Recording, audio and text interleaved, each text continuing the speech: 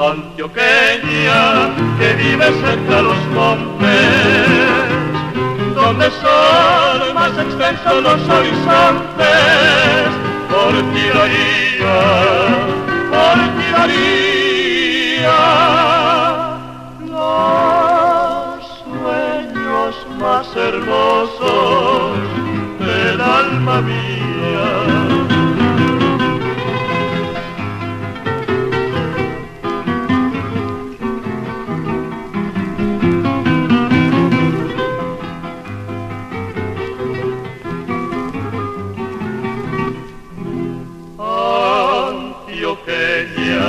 Que miras como una diosa, que tienes las mejillas color de rosa, por ti se calma la tempestad que ruge dentro del alma.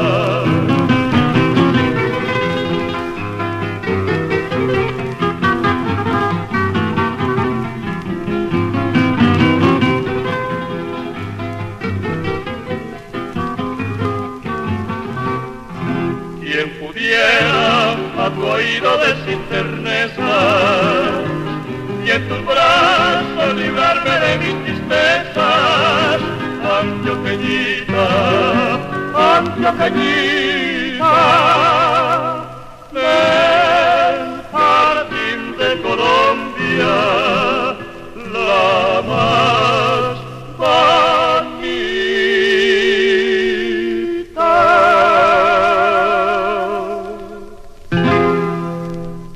Tenemos hoy la alegría de contar con la presencia del maestro León Ruiz y nos acompaña su amigo Samuel Suárez. Maestro, bienvenido a esta dicha de conversar sobre su vida y su obra. Para mí es un placer y podría llamarme también una distinción el que ustedes me tengan aquí como interlocutor. Para mí es un placer. Maestro, es la fotografía, es la escultura, es la escritura, es lo que Samuel nos cuenta de todo su quehacer. Hasta te atreviste, Samuel, a decir que el maestro León Ruiz es un genio. Es cierto, gracias por darme la oportunidad de estar acá. León, para mí es un personaje muy especial, porque todo lo que él toma como tarea propia la trata de hacer perfecto, ya sea la fotografía, ya sea la escultura, ya sea la culinaria, porque es un chef maravilloso. Y en la parte literaria lo que conozco me parece bellísimo. Es una persona verdaderamente valiosa, muy admirable. Bueno. Agradezco mucho ese concepto. Es el concepto de un amigo. Para que saquemos la verdad, busquemos un enemigo que haya por ahí, cualquiera que sea. No busquemos enemigos, porque contrario. Toda su obra responde por lo que está hablando Samuel. Bueno, nace en Medellín, ¿no? El 3 de febrero de 1933 a las 5:30 de la mañana.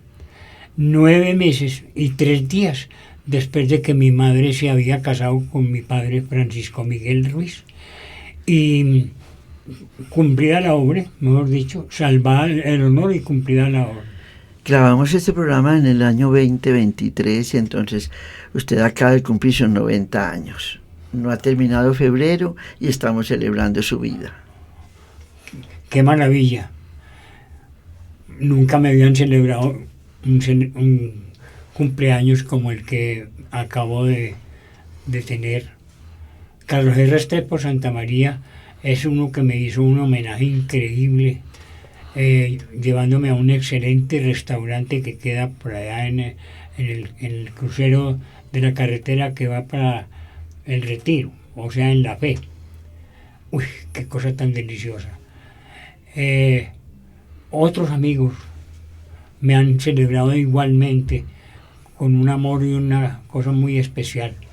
Y mi familia, obvio, se han portado dignamente conmigo. Gracias. Expreso mi muy impresionante, grande y agradecimiento por esa gentileza que ha tenido conmigo. Y esto que está pasando en este momento, esta conversación, es parte de esos homenajes.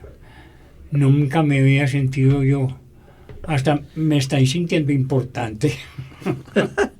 Pues para nosotros en el arte colombiano es demasiado importante. Cuéntenos cómo comienza su amor por la fotografía. Es una cosa compleja.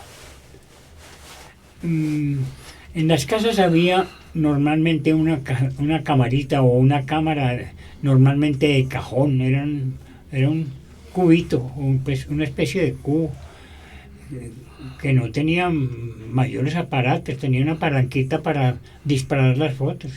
Si eran apaisadas se colocaban en una forma, y si eran pues, como para unas personas de pie, pues se colocaba en otra y ya.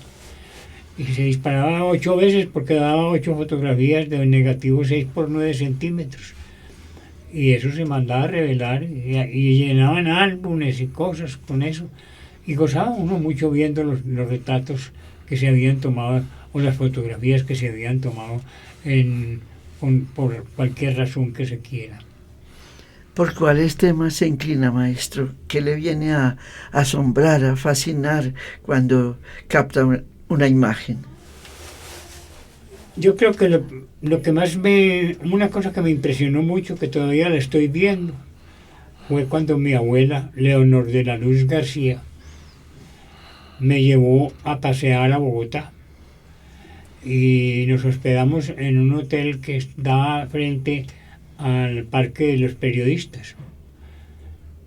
Y resulta que me dio como una neumonía o una gripa muy fuerte y me dejaron encerrado en aquel cuarto acompañado de mi tía Isabel, muy querida tía, una segunda madre, mejor dicho. Y por un pequeño orificio que había en la ventana entraba una luz y yo veía en todo el cuarto con esa intensidad con que pueden mirar los ojos de un niño que no tienen defecto alguno a los 4 y medio o 5 años que yo tenía en aquel entonces, y yo veía que subía un carro y que bajaba otro, y veía a la gente que iba en la calle todos patas arriba en una forma muy especial, y disfruté muchísimo con aquel metraje, o llamémoslo así, de imágenes que veía yo de ahí. Era el principio de la cámara oscura, un pequeño orificio por donde pasa la luz y se proyecta en una pared. Como si fueran las imágenes. Exactamente. Para un niño, eso fue... No, pero eso fue un descubrimiento especial y se me quedó. Yo las estoy viendo todavía en este momento, y eso hace 85 años por lo menos que las vi, pero las estoy viendo. En la mente quedaron grabadas como se graba en la piel de un animal, en la res, con un hierro ardiente. Así se quedaron esas imágenes en mi mente. Pero Samuel tiene razón, usted habla en literatura. Ya me van a meter en la literatura. Pero en la literatura... Pues... Deje que lo metamos donde sea, maestro, porque le cabe. Bueno, gracias. Ya nos hizo ver esas imágenes de ese niño. ¿Y cómo se llamaba hermoso su abuela? Leonor de la Luz. Leonor de la Luz García Dávila. Un nombrazo tenía, pero es que por favor, apenas es que no se imagina qué clase de mujer era. cuéntenos. Con mucho gusto, con placer exquisito, le hago honor a mi abuela. Hoy es 19, ¿o cuál fecha es hoy? Hoy estamos, no el baque, estamos hoy estamos felices. Hoy estamos a 17 bueno, de febrero. Hoy, ella murió el 19 de febrero del año 1941. Mire esto. Y esta señora tenía una particularidad especial. Ella había sido maestra, estudió para maestra. Y dejó el oficio de maestra para atender su matrimonio, porque se casó con Francisco Flores. Y empezó a tener familia, tuvo 8 hijos. O 6 hijos tal vez fueron. Sí, 6 hijos. Y quería mucho a su familia, etcétera, pero se murió el hombre. Ella se lo atribuía a que había tomado mucho aguardiente, y no fue tanto el aguardiente, sino que saliendo de un juzgado donde trabajaba, pasaba por una tiendita donde se tomaban 2 aguardientes para ir a almorzar, a ir a comer. Y resulta que esos 2 aguardientes eran de tapetusa. O sea que tenían mucho etílico. No tanto etílico, perdón, como metílico. Y ese metanol lo mató. Le produjo un daño en los riñones y en el hígado. Pero no era tanto que tomara. No era tanto lo que tomara. El licor estaba malo. Pero de ese problema, de ese asunto, resultó que yo estoy aquí por esa razón. Porque el señor con que mi madre quería, o que yo estaba enamorada de él, ese señor resulta que, ¿qué le pasó? Que tomaba aguardiente. Y mi abuela lo veía que estaba tomando aguardiente. Sigue. Y entonces. Y no le gustaba la gente que tomaba aguardiente. Porque llegaban los novios a comer, a tomar el aguardientico en el granero, la arteria que quedaba diagonal a la casa de ella. Ella vivía en la calle del Palo, 50-55 era el número de la casa. Y la arteria quedaba exactamente en diagonal. Y de ahí llegaba la gente a tomarse unos traguitos o cualquier cosa. Y los muchachos que les gustaba la muchacha bonita en el segundo piso de la casa esa, iban y se tomaban los aguardientes y salían haciendo esas por la noche, y a la abuela no le gustaban, que ese muchacho no me gusta a mí, no lo dejo hablar con él, y no lo dejaba hablar. Cuando un domingo se fueron a pasear unos muchachos y llegaron a Guayabal, por allá la casa grande donde vivía un señor que se llamaba Francisco, muchacho que estaba sufriendo el hecho de que se le había casado una novia, se la habían casado, se la casaron, ¿no?, a la brava, porque resulta que se había muerto una hermana de ella, y entonces tenía 5 muchachitos, y qué mejor madre sustituta que una tía. Entonces la casaron por obligación con ella. Y Francisco Ruiz, que se llamaba él, sufrió ese golpecito, que era la novia de toda la vida, desde que tenía 9 o 10 años, hasta los 18 o 20 que se casó la muchacha, porque un día le dañaron la vida. Bueno, entonces estaba todo triste el hombre allá en la sala, fumando un cigarrillo detrás de otro, cuando llegó un paseo, y ahí llegó la muchacha, se llamaba María Dolores Filomena. Y esa recitaba y cantaba y encantaba. Y esa es la mamá, esa es la mamá. Esa era la madre. Doña Filomena, a quien tuvimos la alegría de conocer al lado de Marta Lía y Consuelo, que son sus hermanas, muy queridas, las amigas. Y hablemos de doña Filomena, soprano lírica, nos cantaba hermoso su mamá. Y qué lindo llamarse Filomena Flores, ¿cómo le parece? Tenía una memoria formidable. Sabía cantidad de poesías y de canciones. Podía estar cantando todo el día absolutamente una detrás de otra sin repetir ninguna. ¿Y qué cantaba? ¿Qué cantaba, maestro? Contaba sobre todo canciones muy españolas, muy de la violetera, de este estilo de cosas así, del teatro, mejor dicho, ¿cómo es que se llaman estas composiciones? Las zarzuelas. Zarzuelas. Sí. Todas se las sabía. Entonces el hombre quedó encantado de ver a esa muchacha como tan bonita y tan especial, y al otro día estaba parado al frente de la casa de ella. Y se paró ese día, y paró otro día, y el otro día también, y ya lleva como 8 días parado al frente y la muchacha no salía. Cuando llega y le dice Leonor, vea, ese muchacho me parece como bien, está bien vestido, no toma trago porque no lo veo entrar a la arteria, y no hace sino esperar a que usted salga, puede atenderlo, a ese sí me gusta. Ay, por Dios. Y le gustó el muchacho a ella primero, pues, pero entonces ella, que tenía un novio, que se madrugaba todos los días a las 4:30 o 5 de la mañana para irse a misa a San José, a la iglesia de San José que quedaba a las 2 cuadras. Sí. Y llevaba la carta metida entre el seno, una carta de amor que correspondía a la carta que él le había dejado detrás de una imagencita que había por allá muy escondida. Entonces tenían esa Sí, manera de comunicarse, ay, carta Dios. diaria y etcétera y no más. Y él se paraba a emborracharse, o mejor dicho, o sea, se paraba a mirar para allá, pero siempre se bamboleaba un poquito, pero a la abuela no le gustaba. Ese señor Ese me no, gusta. ese no. Ese no era Ese don no. Francisco. Pero cuando se paró Francisco y ese no entró, entonces a ese lo dejó seguir.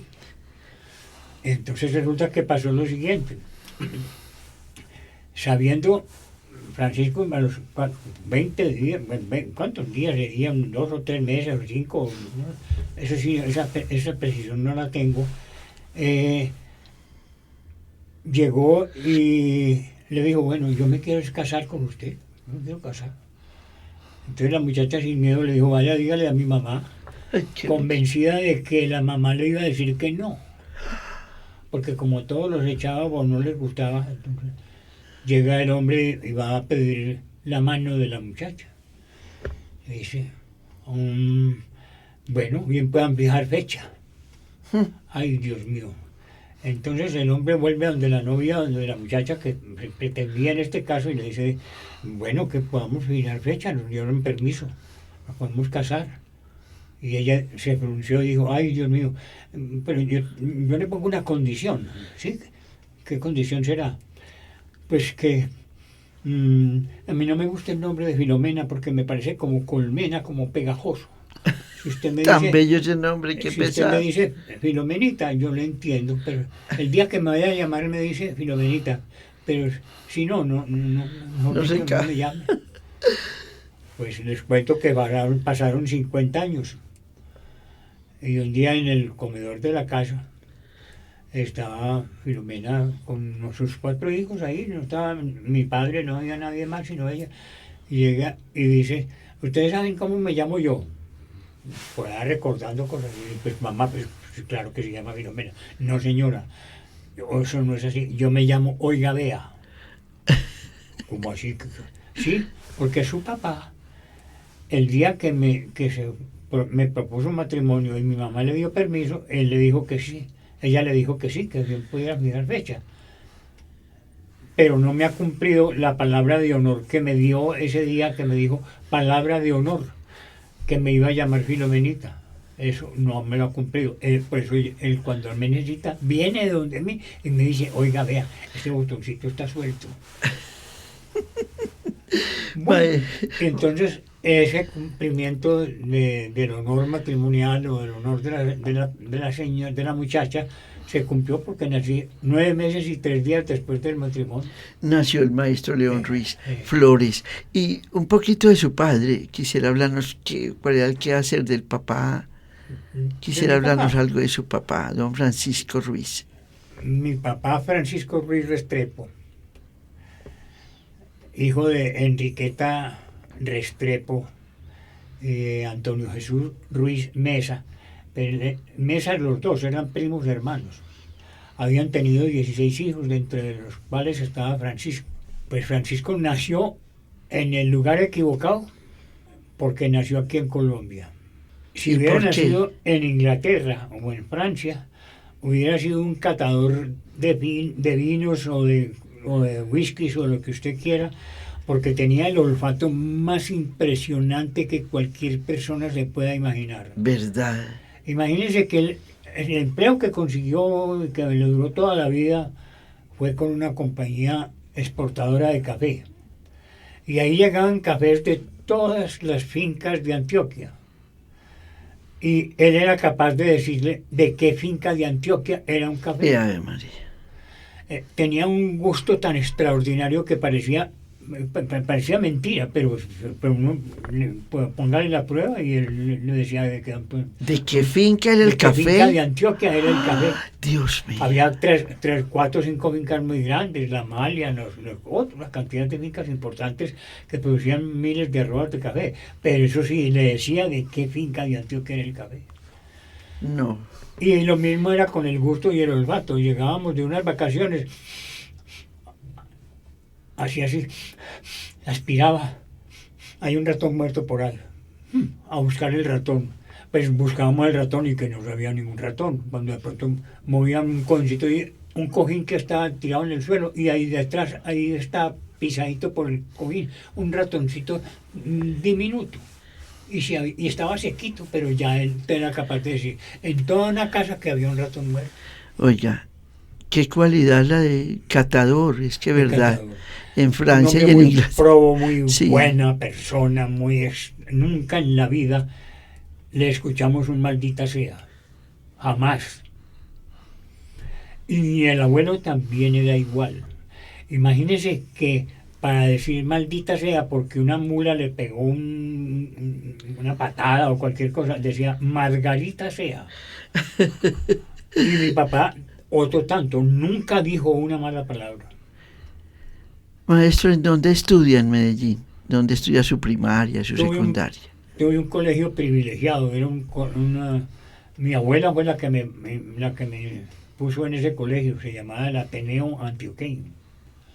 Allá tuve compañeros como Edgar Gutiérrez Castro, como Camilo C. Mejía, pero Camilo Alberto Mejía, como los hijos de don Pedro Luis González, que eran Pedro y Pablo González. Pues yo me acuerdo de muchos de ellos y resulta que los hijos de un médico muy famoso que tenía una clínica, que era el dueño de la clínica Los Ángeles, Bernal, Mauricio Bernal, Sergio Bernal, que se hizo cura. Bueno, gente distinguida, bien. ¿Por dónde quedaba el Ateneo, maestro? En la calle El Palo. Estaba cerca de su Sí, casa. diagonal a lo que es hoy el Colombo Americano. Ahí esa Ya, casa ya, que era por El Palo, sí. era de un señor, creo que Giovanni o algo así, un italiano, que había sido cónsul, etcétera. Tenía muchos hijos y tenía una casa inmensa, tenía eso, unos cuartos muy grandes, muy buenos. Yo creo que había sido, de hecho, yo he pensado mucho en ese colegio. Pues lo que era Había hecho Medellín colegio, antes, sí. casas Sí. maravillosas. ¿Y alguna universidad, algo, maestro? Pues todas. Ah, qué bueno. Primero la de la Porque vida, fui muy ¿no? mal estudiante después de que salí de ahí. Después de salir del colegio, donde alguna vez fui premiado como el mejor estudiante del colegio, en primero elemental, pasé a ser el peor estudiante del mundo, porque resulta que cuando se murió mi abuela, que se murió el 19 de febrero de 1941, se me murió la vida. Yo no sé De qué pasó. verdad, doña Leonor de la Luz Sí. fue en su vida alguien No, importantísimo. importante. Y es que era una mujer grande, de verdad. Imagínense, como detalle interesante, tengo para contar que ella fue maestra y cuando se murió el marido, entonces se puso a buscar empleo como maestra y no lo pudo conseguir. Entonces un señor le prestó una casa, porque ella, a solicitud de ella, para montar una escuela. una escuela donde atendía las hijas de las escogedoras de café. Muchachas, algunas de ellas prostitutas y otras gente muy humilde, pero que tenían sus hijitos e hijas, y allá recibió las muchachitas y les dio el primero, segundo, tercero, cuarto, quinto elemental. Y cuando terminó los estudios elementales, entonces se fue. Yo recuerdo que mi madre contaba que había cogido la niña menor, que era Filomena, la menor de la casa. Venga, vamos, acompáñeme a la asamblea. Se fue para la asamblea de Antioquia.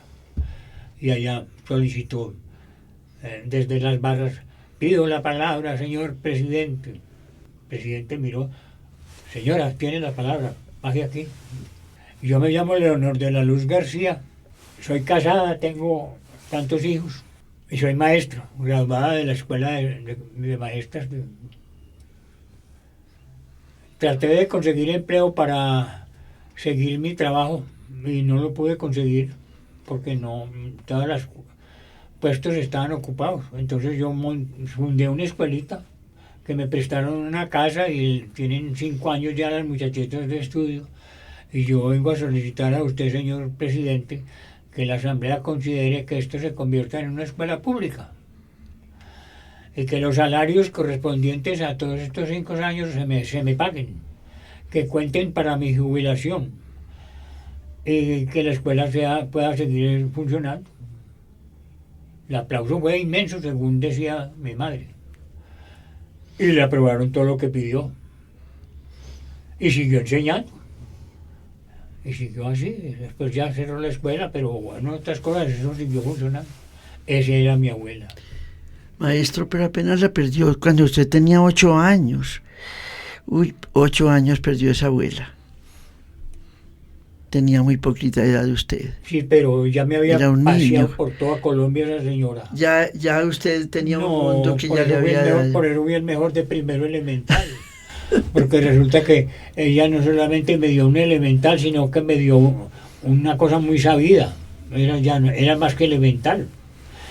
Porque recorrimos en un carro que ella alquiló en Pereira, porque nos fuimos en tren hasta donde iba el tren y después cogimos un carro, llegamos a Pereira y allá se madrugó a solicitar que un automóvil de alquiler en la Plaza de Bolívar.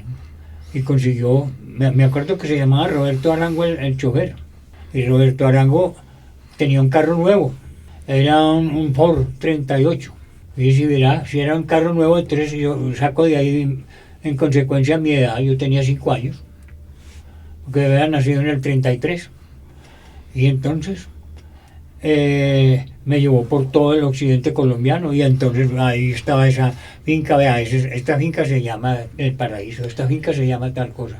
Aquí vivió un señor que se llamaba fulano de tal, y escribió una gran novela que se llama La María, y etcétera, etcétera, y así me llevó por todas partes. Pues realmente ella siembra en usted la observación y el asombro hacia todo lo que va a mirar. Ella es su maestra. Ella es mi maestra, que me puso a hacer lo mismo que seguía haciendo en aquel entonces. Lo hice después tomando fotografías para Conozca Colombia. Y yo disfruté yéndome otra vez a occidente colombiano, hasta Popayán y más allá del sur, tomando fotos por todas partes para hacer un álbum que lo hizo Mario Posada Ochoa. ¿Nos podría recordar algún paisaje, alguna visión inolvidable? Toda Colombia, pero algo que usted recuerde en este instante de tantos paisajes maravillosos. Pues no es de Colombia. ¿Cómo le parece que es de Centroamérica? Iba por una carretera, por medio, en parte alta de una carretera, y de ahí se observaba una selva como un mar inmenso. Y en toda la mitad, que yo pues puse como una mitad, había un árbol que se destacaba porque estaba seco o algo así, y le caía un rayo de luz, como esos rayos de luz que uno a veces por ahí entran en las iglesias donde hay polvo o algo así. Sí. Le caía un rayo de luz alumbrando. Ese paisaje no se le olvida. Me pareció, pues, extraordinaria, porque destacó una cosa importante. ¿Y dónde estaba? Pues Nicaragua, Guatemala, Salvador, Eso fue Panamá, en Guatemala. Guatemala, país bellísimo, ¿no? Sí, muy bello, increíble, absolutamente increíble la belleza. Maestro, le pregunto, porque alguna vez tuvimos aquí el honor de tener al gran fotógrafo antioqueño Jorge Alberto Londoño, y nos contaba lo de la luz, que quería capturar la luz. Para usted seguro la luz, así como Samuel nos comentaba ahora de su obra, que le impresiona tanto la captación de la luz. No solamente la captación, el problema de la luz para el fotógrafo es más que complejo. ¿Por qué razón?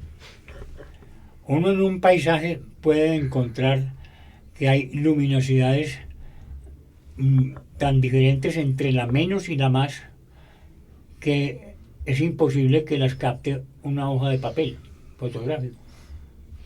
Porque una parte puede estar, por ejemplo, la boca de un túnel o el interior de una ventana con un portico abierto es completamente negro.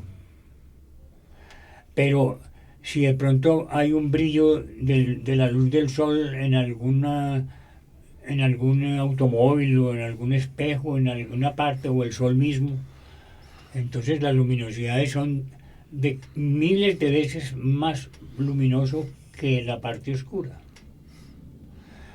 Pero resulta que hay el problema de que el papel no... Hay una de las dos cosas que no muestra.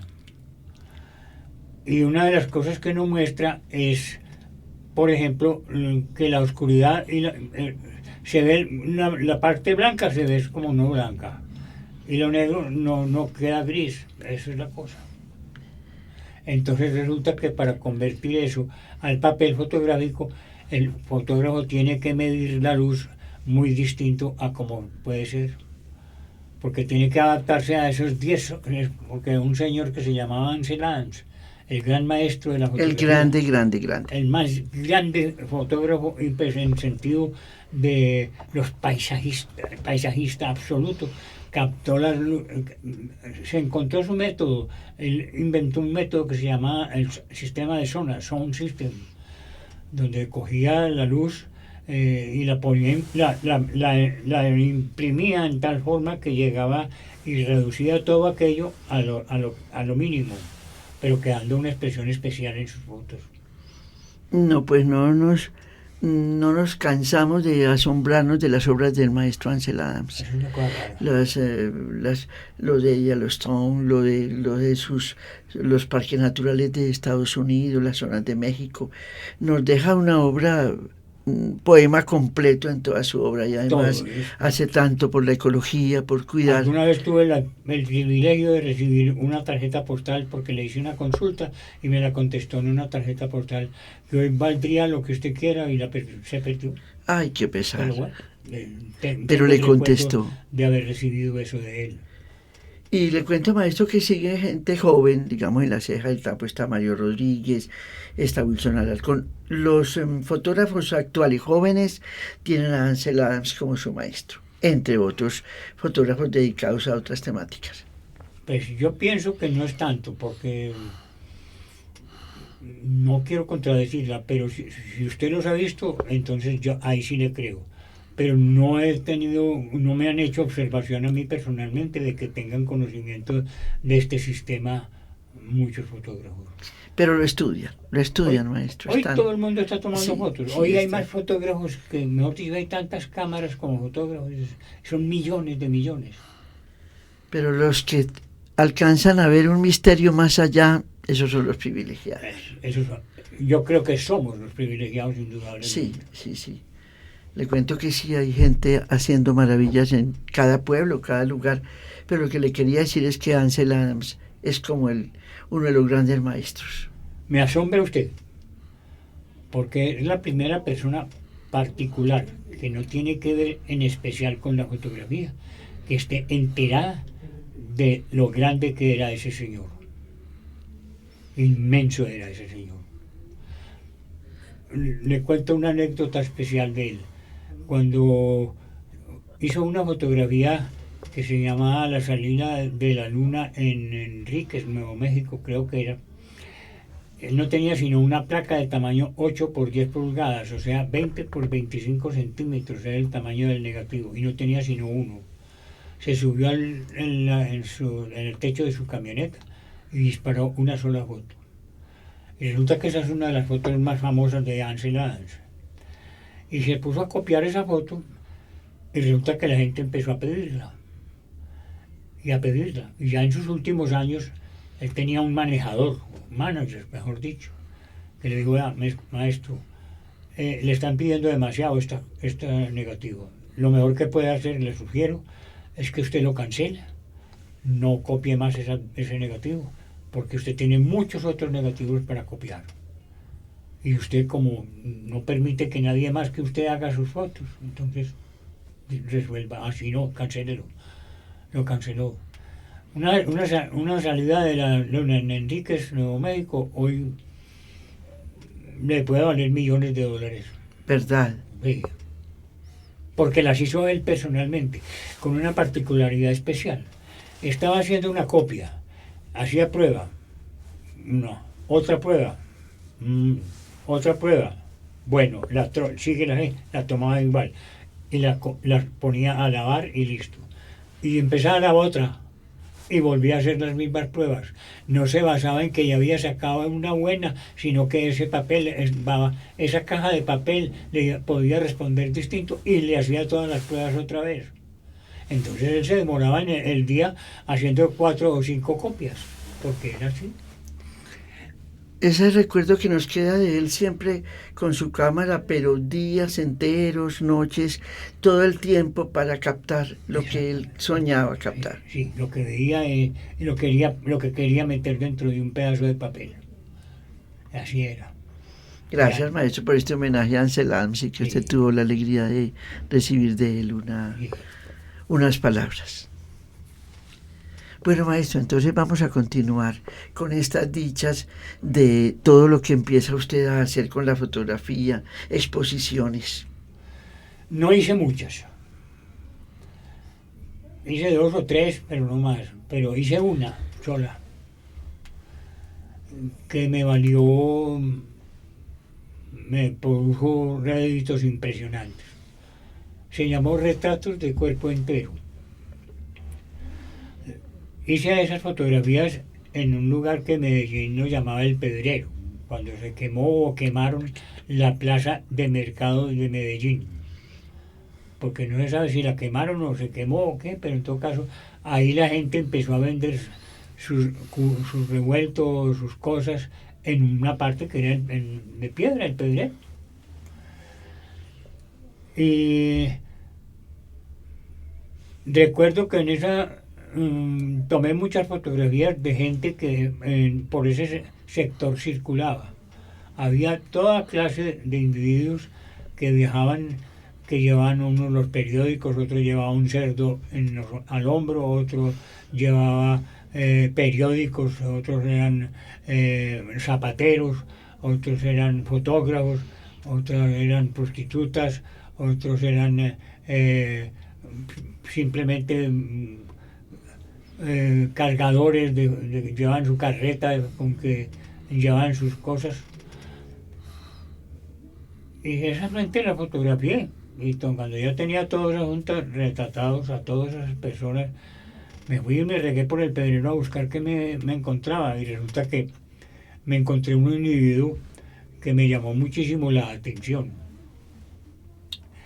Porque era un individuo alto, de buena estatura, fuerte, unos hombros bien cuadrados, las mangas recordadas, de la camisa recortada, arremangadas, pelo que tenía muchos vellos, en la camisa abierta y también se le veía una cruz, una cadena como de hierro, como de perro, como lo que sea, y de la cual tenía un crucifijo grande colgado, de cromo, muy cromado.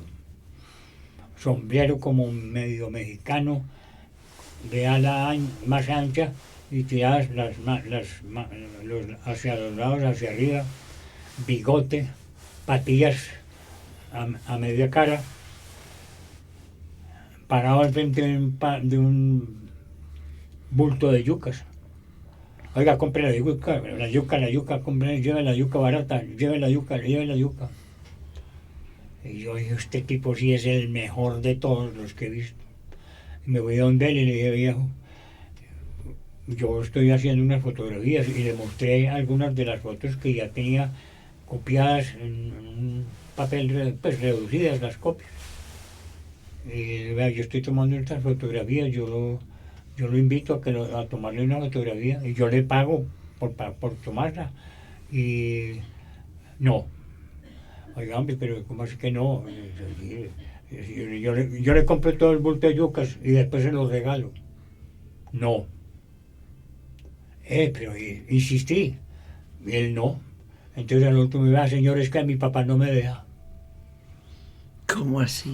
Sí, es que mi papá no me deja. Entonces ahí sí me descolgó, porque posiblemente el puesto era del papá y era verdad. No creo que hubiera tenido tanta inteligencia como para decir que sacar esa disculpa, pero la verdad es que resultó un chiste de eso y no insistí en fotografiarlo. Entonces no pudo fotografiar. No lo pude fotografiar. Maestro, y todo ese registro que usted nos hace, la cosmovisión de ese espacio de Medellín, ¿dónde está ese registro fotográfico? En la Biblioteca Pública Piloto de Medellín. Allá está toda su obra exhibida permanentemente esa exposición. Esa exposición viajó en el año 80-81 a la Bienal de Venecia de Arte, que fue de fotografía, muy bien comentada por los críticos de arte en aquel entonces.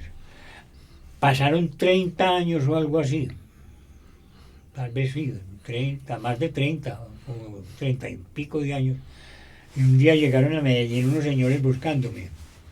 Eran un alemán y un francés o algo así, y creo que había un latinoamericano ahí. Mire, queremos ver sus fotografías de tal parte, de tal cosa que usted hizo. Así.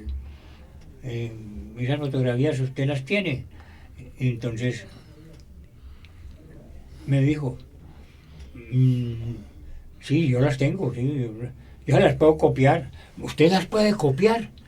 Porque ya se había empezado el medio actual de hacer fotos, que es con los medios digitales. No, yo se las copio. Y me pagaron a $500 cada copia de esas negativos. Y yo no había podido vender ni una copia cuando hice la exposición. Y esa exposición estuvo en la Universidad de Antioquia, estuvo en el Museo de Antioquia, estuvo en el Instituto de Integración Cultural. Bueno, volteó algo y fue a dar a Venecia también. Y ahora está en la biblioteca, puede uno ir a verla. Permanentemente allá. ¿Cuántas obras, maestro? Pues hay varias, son como 30 copias o algo así. 30 es el mundo entero en el Pedrero. Y se nos quedó pues el muchacho de las yucas, no lo pudimos fotografiar. Eso no se pudo retratar. Quedó ese enigma ni a escondidas ni lo pudo captar. No, es que yo no, ahí entramos en un tema muy importante. Sí. Es que una cosa es la foto de escondidas y otra cosa es la foto en donde usted me posa. Ya. Ese rostro que usted tiene y usted ostenta, esa mirada profunda, esa medio sonrisita que no sé qué se maneja, no la capta sino uno cuando estoy tratando de retratarla. Y no soy yo el que la retrata, sino usted. Usted se retrata, usted se muestra la cara que usted cree que es la mejor cara suya o que es la cara que usted quiere mostrar. El caso concreto está en el retrato que le hizo un gran retratista al Winston Churchill en la Cámara de los Comunes en Ottawa, en Canadá, durante la Guerra Mundial. Le encargaron porque ese andaba en las testas coronadas. Ese fotógrafo fue un fotógrafo de los reyes de Inglaterra, etc. ¿Y cómo le parece que armó la cámara, la puso en su lugar donde quería, a la salida de la a la salida de la Cámara de los Comunes, y puso las luces, etcétera, puso una persona a posar para enfocar y tenía todo listo para cuando saliera Winston Churchill? Y cuando salió Winston Churchill le digo, maestro, señor ministro, Me tengo el encargo de retratarlo a usted, no lo demoro, siéntese, tome asiento si usted desea, y para poderlo fotografiar. Ah, está bien, joven. Y llegó el hombre y se sentó. Y él, en la forma más inoportuna, podría decirse, casi descarada, le arrebató el cigarro que tenía pegado. Y ahí mismo hizo la cara de ogro que él quería coger de Winston Churchill, con la cual bombardeó a Alemania miles de fotografías para tirarles el león inglés a los alemanes. ¿Y recuerda el nombre del fotógrafo? Sí, Yusuf Kars, un armenio. Armenio. Yusuf Kars. Yusuf. El apellido lo puede letrear, maestro. K-A-R-S. K-A-R-S. Kars. H, creo que termina en H. Yusuf Kars. Uy, pero qué anécdota tan terrible. Impresionante, ¿cierto? Y le tomó entonces la furia Y de le quitó la el guerra. cigarro de la boca, se lo quitó. Quitado, y hizo la mala cara y ahí mismo traque le pegó un solo disparo y es una foto memorable. Una foto Uno de los memorable. mejores, tal vez el mejor retrato de él. Porque él retrató a la reina de Inglaterra, al papá no sé cuál que había en aquel entonces, a Fidel Castro, a todos, mejor dicho, cantidad de mandatarios y de gente importante. Entonces usted nunca ha tomado una fotografía sin permiso de la persona. No, pues sí tomo fotografías sin permiso, pero no era un retrato, es que Pero el no retrato, hay un usted retrato. debe ser la que lo hace, usted es la que lo hace. Sí, acabamos de aprender algo nuevo, Samuel, que uno es el que se retrata a través de su yo lo lente. interpreto, eso sí, yo tengo que ser el intérprete y saber en qué momento hago así, clic. Uy, maestro, pero aquí nos quedaríamos escuchándolo. No, nosotros no tendríamos afán de escucharlo días enteros. Espere que le Samuel cuente iba a cosas decir de algo. Gloria y verá. Hay dos formas de retratar. Hay dos formas de reproducir algo. Una puede ser con pintura, la otra puede ser con fotografía y la otra es como acaba de hacerlo magistralmente León, describiéndonos el hombre vendedor de yucas.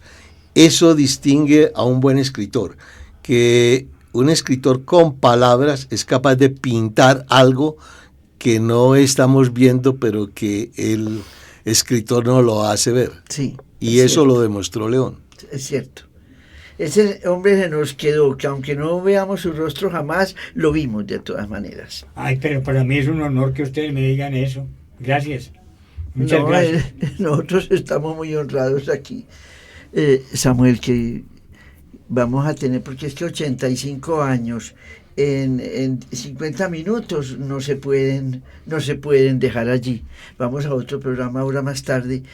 Y qué alegría, ¿no? Que los oyentes disfruten estos dos programas que escucharán con tanto deleite. Este es uno sencillísimo, humildísimo homenaje al maestro León Ruiz, a toda su vida dedicada al arte, y lo que queremos es siquiera que queden algunos pincelazos. Él quería Beethoven, Mozart, pero las obras son largas y no nos daban, y que pesar cortarlas. Entonces eligió de Colombia Antioqueñita y eligió Patadilo. Entonces, Patadilo es como de bailar, ¿no? Sí, pero es que hágase de cuenta, es que se mueve, ese pasillo tiene una habilidad extraordinaria. Uno ve, imaginando una persona bailando perfecto ese pasillo, las piernas se le mueven en tal forma que parecen hilos. ¿Y por qué Antioqueñita la eligió? Antioqueña, que tiene negros porque los mi ojos. madre la cantaba hermoso. Ay, que siquiera no lo dice.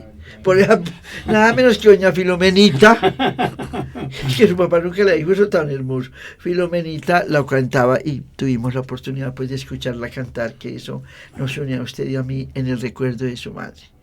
Y un homenaje tan grande a doña Leonor de la Luz y a su papá, por Dios.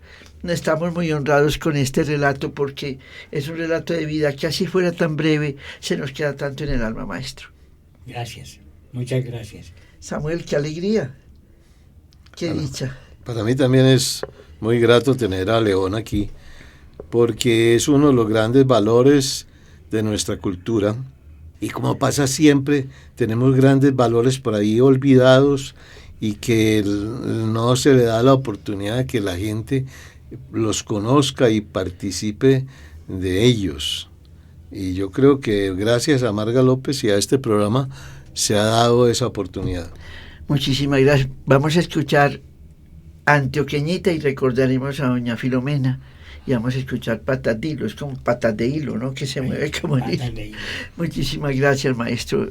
Ha sido como una alegría de regresar allá a las calles de la iglesia de San José y a volver al Ateneo a estudiar allá, cerquita del Colombo, pasando la playa en ese Medellín de los años 40.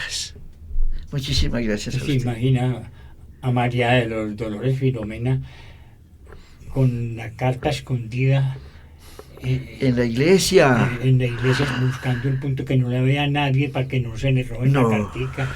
Todo el misterio que le ponía a aquella historia de sacar la carta que estaba ahí, la encontraba. Que eso volviera a suceder en Los Amores Nuevos. Qué alegría fuera. Gracias, maestro.